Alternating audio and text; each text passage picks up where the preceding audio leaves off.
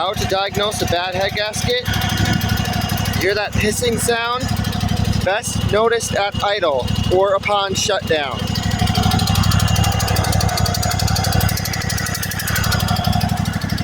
That's the sound of the gases escaping the head gasket externally. That's an externally blown head gasket. And you're going to really hear it when you turn the engine off. Listen to this.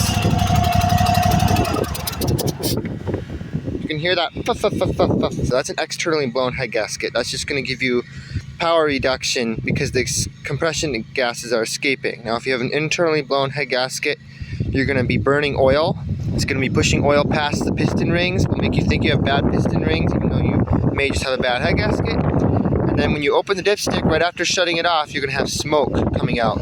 Now a little bit of steam, just a little bit is fine. That's just normal from the combustion process. But if you have like exhaust coming out the dipstick, that means your head gasket's blown internally.